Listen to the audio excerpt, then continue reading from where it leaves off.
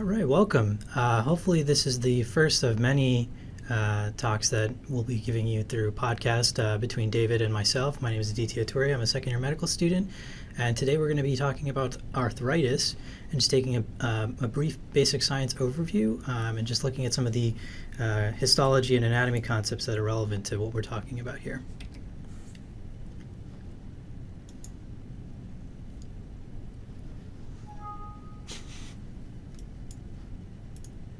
All right, so what are some of our learning goals for today? The first of which is we want to just talk about the relevant histology and anatomy of the joints. This is a year one objective. This is something that you'll see pretty much in your HSF block or anatomy or physiology block, wherever you are. It's really going to be something that you do system by system, and hopefully we can give you a good head start on that. Two, we want to appreciate a broad overview of different joint diseases. Specifically, we're going to talk about two. Next, we're going to understand and apply the pathophysiological mechanisms underlying rheumatoid arthritis and osteoarthritis. These are the two that we're going to be talking about. You'll see that this is a year two objective. This is something that you'll probably start to do much more of in your second year, depending on the medical school you end up in. But pathology is typically reserved for the second year. And number four, we want to distinguish the different patient presentations of OA and RA. And this is really what year two boils down to. It's being able to recognize different disease processes and distinguishing between the two. So what are joints? That's really the question of anatomy, a good starting point for us today. And it's really very simple. It's the idea that it's a union between two bones, and it allows those two bones to work in conjunction with each other. And it allows for movement. So it's simply just a junction that unites two or more bones. So today we're going to talk about three different types of joints, specifically synovial joints, which are the most important joint that we're going to talk about today, fibrous joints, and then cartilaginous joints. So the talking about the different types of joints, we'll start with synovial joints. Synovial joints are really characterized by a fibrous capsule that surrounds the joint. And specifically within that capsule, they're lined by synovial membranes. Synovial membranes are the distinguishing characteristic of synovial joints. You'll find that the capsule will be filled with synovial fluid sometimes, and that the bones themselves have articular cartilage kind of capping them. So you can see that there might be some other things too, some fat pads and things of that nature in different types of joints. Moving on to fibrous joints, these are typically joints that are connected by fibrous tissue. We classically see them in the suture lines of the cranium, and they're not as movable, they're not as flexible, they're much more rigid when we're considering the different types of joints.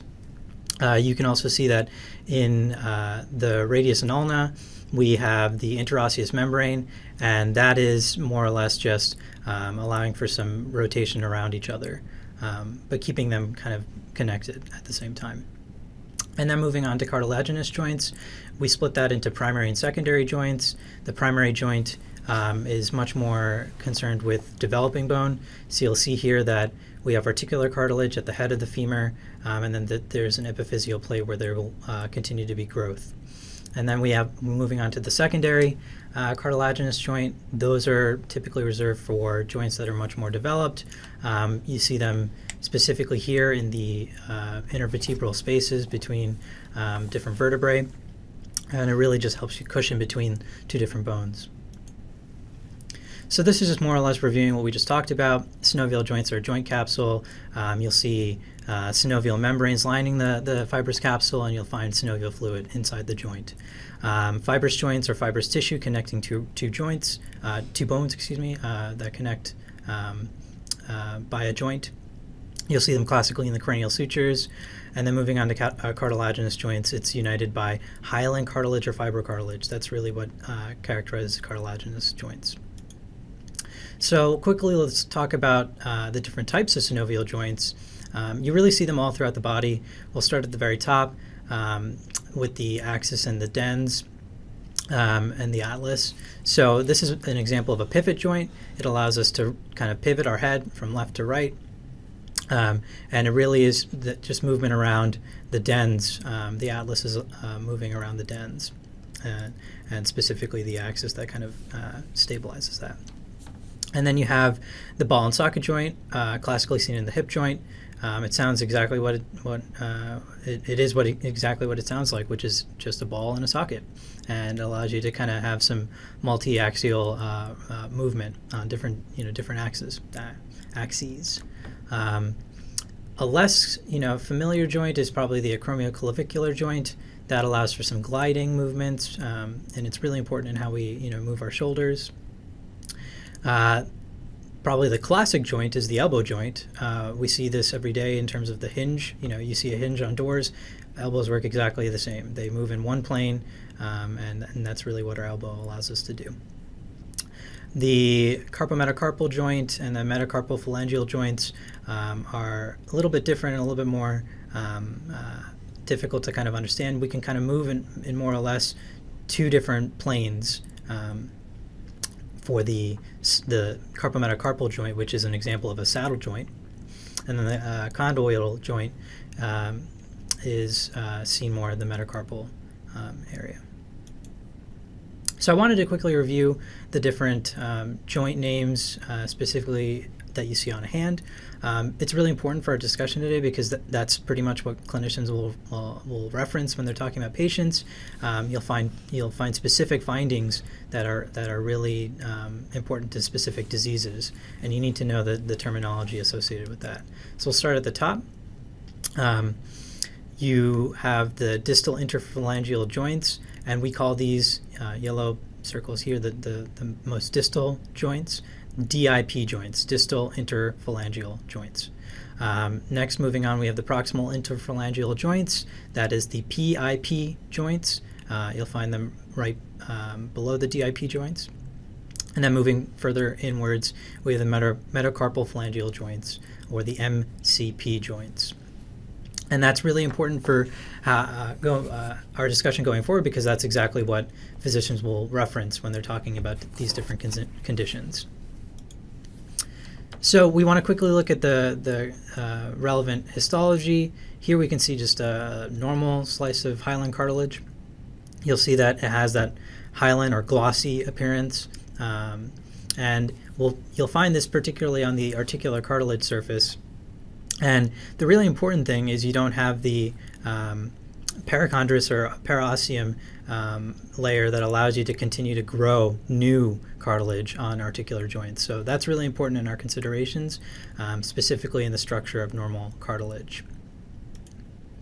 So what is arthritis? Now we're going to get to our main topic for today. It really is just simply damage to the joints, and it can happen via different mechanisms. We split them here into mechanical, inflammatory, infectious, and this is a really good strategy moving forward for any disease process that we end up talking about. You want to maybe start thinking about diseases in terms of broad categories that you might consider the damage occurring by. And we'll get into some of these in just a few minutes.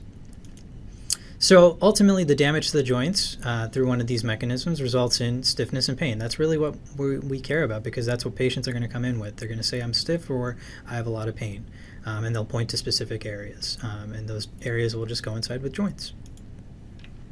So now looking at specific diseases, we have osteoarthritis and rheumatoid arthritis. I really like this image from first aid because it really gives you a good comparison between the normal joint space and the diseased joint space, and it does it for both. I want to quickly point out some quick things here, specifically with osteoarthritis. We see these bone spurs or osteophytes that are kind of just little pieces of bone that chip off into the or regularly form in the joint space, and they cause a lot of pain. You also see some ulcerated cartilage that's basically wearing down on the cartilage. You might see some sclerotic bone, and you also see that the joint space is narrowing. And this is really kind of a result of wear and tear, and we'll get into that in a couple of seconds.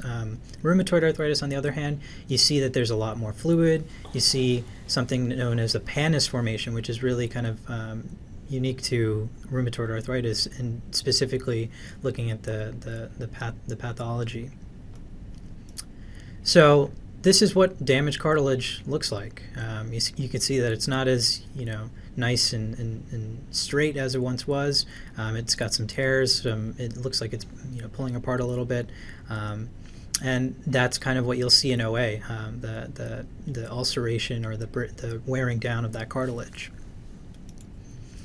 So now we're going to look at an example of a pannus.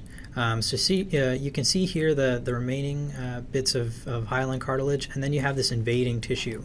This invading tissue is really what's called the pannus, and that's really just cells and stuff that shouldn't be there. It's maybe an inflammatory process, it may be the fibrosed tip of this, but ultimately this really shouldn't be here, and you can see that it's invading and disrupting the normal cartilage. So now we want to just put it all together.